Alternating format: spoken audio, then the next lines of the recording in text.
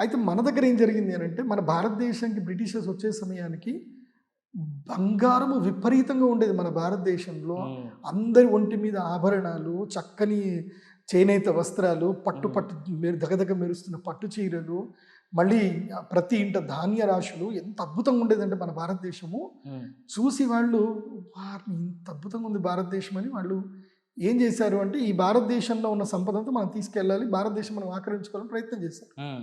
ఆక్రమించుకునే ప్రయత్నంలో ఎక్కడ కూడా ఎవడు మాట వినట్లే. సో క్రమేణా బిజినెస్ అని స్టార్ట్ చేశారు. హ్మ్. బిజినెస్ అని స్టార్ట్ చేశారు. ఏం చేశారంటే ఒకరికి ఒకరికి తాకలాటలు పెట్టారు.